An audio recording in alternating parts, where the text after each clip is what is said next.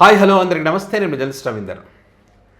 Political survey సంస్థలు ఏ రాష్ట్రాలలోనైనా ఆ పార్టీలు అధికారంలోకి వచ్చిన తర్వాత సంవత్సరం పాలన ఎలా ఉంది, 2 సంవత్సరాల పాలన ఎలా ఉంది, ఒకవేళ ఇప్పటికిప్పుడు ఎన్నికలు కనుక జరిగితే ఏ పార్టీ గెలిచేటువంటి అవకాశం ఉందని చెప్పి ఖచ్చితంగా సర్వేలు నిర్వహిస్తారు. సో ఆ సర్వేలు నిర్వహించినప్పుడు వాళ్ళకి అనుకూలంగా వస్తే అద్భుతమైనటువంటి సర్వే, అనుకూలంగా రాకపోతే ఫేక్ సర్వేలు అని చెప్పి 2 తెలుగు రాష్ట్రాలలో ఉన్నటువంటి అధికార పార్టీ చెప్తున్నటువంటి పరిస్థితులు మనం చూస్తూ ఉన్నాం. సో అదే క్రమంలో ఒక సర్వే తెలంగాణ రాష్ట్రానికి సంబంధించి ఒక సర్వే బయటకు రావడం జరిగింది. గత 4 రోజులుగా దీనిపైన విస్తృతమైనటువంటి చర్చ. ఈ విస్తృతమైనటువంటి చర్చ జరగడానికి కారణం ఏంటి? వాళ్ళ ఫ్రస్ట్రేషన్ విపరీతంగా పెరిగిపోయి బీఆర్ఎస్ పార్టీ ఆఫీస్లోనే దీన్ని తయారు చేశారు, వాటికి బాకాలు ఊదుతూ కొన్ని యూట్యూబ్ ఛానళ్ళు దీన్ని ప్రమోషన్ చేస్తున్నారని చెప్పి ఏదైతే చర్చ జరుగుతూ ఉందో, ఎందుకు ఈ రకమైన చర్చ జరుగుతుంది అన్నది ఒకసారి చూస్తే దానికి కారణం ఏంటంటే హెచ్ఎంఆర్ అనేటువంటి ఒక సర్వే సంస్థ 119 నియోజకవర్గాలలో నియోజకవర్గానికి 1000 చొప్పున 1,00,000కు పైగా శాంపిల్స్ తీసుకున్నారు. పెద్ద శాంపిల్ ఇది తీసుకోవడం. సో దాంట్లో వీళ్ళు అడిగింది ఏంటంటే ముఖ్యంగా ముఖ్యమంత్రి రేవంత్ రెడ్డి మరియు రాష్ట్ర ప్రభుత్వం యొక్క పనితీరు ఎలా ఉంది అని అడిగినప్పుడు బాగుంది అని చెప్పి 32%, పర్వాలేదని చెప్పి 24%, బాగలేదని చెప్పి 39%, చెప్పలేమన్న వాళ్ళు 5%. అంటే ఇక్కడ బాగలేదన్న వాళ్ళ సంఖ్య 39%, బాగుందన్న వాళ్ళు 32%. అంటే 35 అంటాం కదా మనం, పాస్ మార్కులు అంటాం కదా, అది కూడా ఈ కాంగ్రెస్ పార్టీ సర్కారుకు రాలేదన్నది వాళ్ళ ఫ్రస్ట్రేషన్కి ఒక కారణం.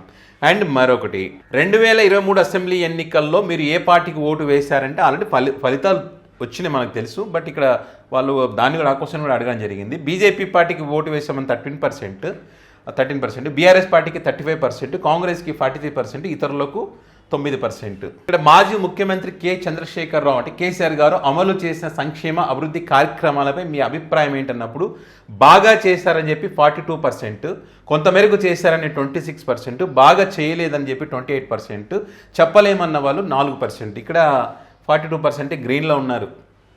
అంటే పాస్ మార్కులు దాటి అద్భుతంగా చేశారనేది 42% అంటే మామూలు విషయం కాదు.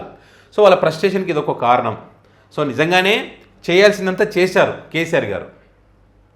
అంటే అదేవిధంగా కాంగ్రెస్ ప్రభుత్వం ఆమె ఇచ్చిన 6 గ్యారెంటీల పథకాల అమలు తీరు ఎలా ఉందని చెప్పి ఒక ప్రశ్న అడిగారు. ఎందుకంటే ఈ కాంగ్రెస్ పార్టీ అధికారంలోకి రావడానికి కారణమైనది ఈ 6 గ్యారెంటీలు.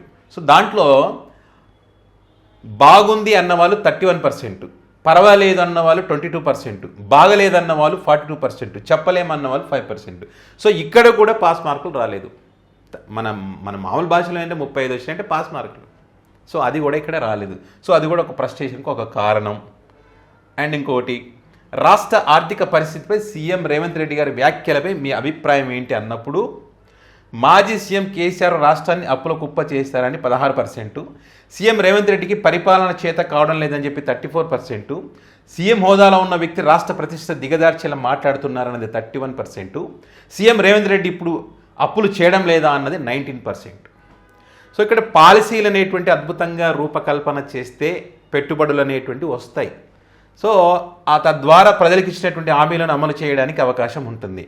సో మరి అది చేయలేకపోతే ఇట్లా ఫెయిల్యూర్ అవుతారు. ప్రజల ఒపీనియన్ కూడా అదే రకంగా ఉంటుంది. మాజీ ఎంపీ కల్వకుంట్ల కవిత గారు ఏర్పాటు చేసిన టీఆర్ఎస్ పార్టీపై మీ అభిప్రాయం ఏమిటి అన్నప్పుడు పాత పార్టీలపై నమ్మకం లేదు 10%, కొత్త పార్టీ కవితకు అవకాశం ఇవ్వాలి 7%, ఆస్తి కుటుంబ కలహాలతోనే పార్టీ ఏర్పాటు చేశారన్నది 48%, స్వలాభం స్వార్థం కోసం పార్టీ ఏర్పాటు చేశారన్నది 35%. సో ఈ టీఆర్ఎస్ పార్టీ ఖచ్చితంగా బీఆర్ఎస్ పార్టీ పైన ప్రభావం చూపిస్తుంది వచ్చే ఎన్నికల్లో అనేది చర్చ జరుగుతూ ఉందో. సో ఇలాంటి ఎఫెక్ట్ ఉండదనడానికి ఈ హెచ్ఎంఆర్ సర్వే ఒక ఎగ్జాంపుల్గా మనం చూడవచ్చు. అండ్ అదేవిధంగా తెలంగాణ ప్రజల ప్రయోజనాలను కాపాడింది ఏ పార్టీ అన్నప్పుడు ఇక్కడ BJP party 16%, BRS party 43%, Congress party 32%, ఇతరులు 9%. సో ఇక్కడ కూడా 35 అనేది దాటలా. ఖచ్చితంగా వాళ్ళకి ఫ్రస్ట్రేషన్ అనేది వస్తుంది కదా. సో అదొకటి.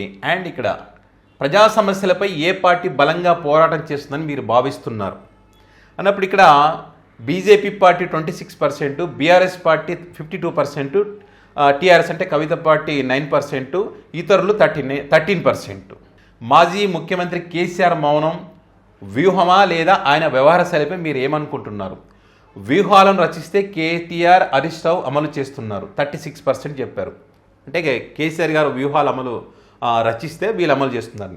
సీఎం రేవంత్ రెడ్డికి భయపడే కేసీఆర్ బయటికి రావడం లేదన్నది 15%. ఆయన బయటకు వస్తే ప్రతిపక్షం తట్టుకోలేదు 31%. తన స్థాయికి సీఎం రేవంత్ రెడ్డి సరిపోడని ఫామ్ హౌస్లో ఉన్నారు 18%. సో ఇక్కడ ఆయన బయటకు వస్తే ప్రతిపక్షం తట్టుకోలేదు. ప్రతిపక్షం కాదు, అధికార పక్షం. వాళ్ళు మరి మిస్టేక్ జరిగింది అనుకుంటే కానీ 31% ఉన్నారు.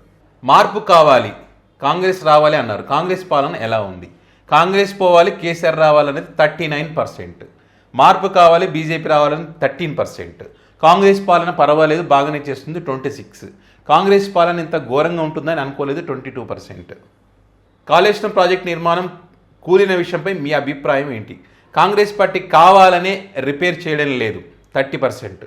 నిర్మాణం సరిగా చేయకపోవడం బీఆర్ఎస్ పార్టీ తప్పిదం 25%. కమిషన్ విచారణల పేరుతో బీఆర్ఎస్ నాయకులను వేధిస్తోంది 29%. కాంగ్రెస్ పార్టీ స్వార్థ రాజకీయాలతో రైతులకు నష్టం చేస్తున్నారు 16%. ఏటా 2 లక్షల ఉద్యోగాలు ఇస్తారన్న కాంగ్రెస్ పార్టీ అమలు చేస్తుందని మీరు అనుకుంటున్నారా? కొన్ని ఉద్యోగాలను కాంగ్రెస్ పార్టీ భర్తీ చేసింది 32%. కేసీఆర్ గారు ఇచ్చిన నోటిఫికేషన్లకు ఉద్యోగాలు ఇచ్చింది 26%. భవిష్యత్తులో కాంగ్రెస్ పార్టీ ఇస్తుందని నమ్మకం ఉంది 23%. కాంగ్రెస్ పార్టీ భర్తీ చేయడం సాధ్యం కాదు 19%. కాంగ్రెస్, బీఆర్ఎస్ ఈ రెండు ప్రభుత్వాలలో ఎవరి హయాంలో పరిపాలన బాగుంది? Revanth Reddy 43%, K Chandrashekar Rao BRS party 57%. ఒకవేళ ఇప్పటికిప్పుడు అసెంబ్లీ ఎన్నికలు జరిగితే మీరు ఏ పార్టీకి మద్దతు ఇస్తారు? బీజేపీకి 11%, బీఆర్ఎస్కి 41%, కాంగ్రెస్కి 36%, ఇతరులకు 12%.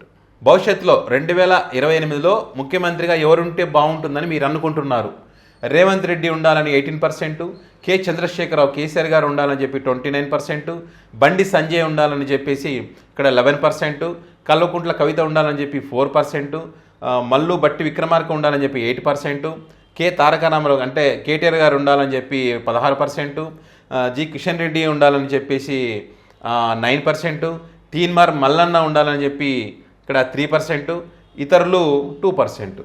ఓవరాల్గా ఏంటంటే దీంట్లో ఫైనల్ వాళ్ళు చెప్పేది ఏంటంటే టోటల్గా 119 నియోజకవర్గాలు ఉన్నాయి. దీంట్లో సెగ్మెంట్స్ అంటే ఇక్కడ బీజేపీ పార్టీ 5 గెలుస్తుంది 11% ఓటింగ్తో, బీఆర్ఎస్ పార్టీ 70 సీట్లు గెలుస్తుంది 41% ఓటింగ్తో, కాంగ్రెస్ పార్టీ 36 గెలుస్తుంది 35% ఓట్లతో, ఇతరులు 8 గెలుస్తారు 11% ఓట్లతో. ఇది టోటల్గా 119 నియోజకవర్గాల్లో బీఆర్ఎస్ పార్టీ 70, కాంగ్రెస్ 36 అన్నది హెచ్ఎంఆర్ సర్వే సంస్థ నిర్వహించినటువంటి సర్వేకి సంబంధించిన రిపోర్ట్ ఇది.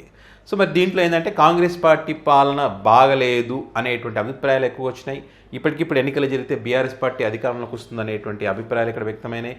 బీజేపీ పార్టీ ఎలాంటి ప్రభావం చూపించేదని కూడా ఇక్కడ అర్థమైపోయింది. కల్వకుంట్ల కవిత పార్టీ ఏదైతే పెట్టారో ఆమె పార్టీ కూడా ప్రభావం చూపించదనేటువంటిది ఇక్కడ చాలా క్లియర్.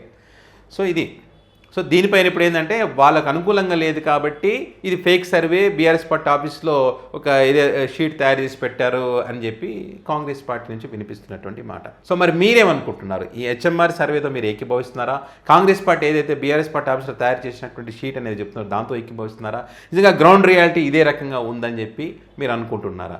మీ నియోజకవర్గాలలో ఏ రకమైనటువంటి పరిస్థితులు ఉన్నాయని చెప్పి గ్రౌండ్ రియాలిటీకి సంబంధించి కింద కామెంట్ బాక్స్లో కామెంట్ చేయగలరు. Thank you.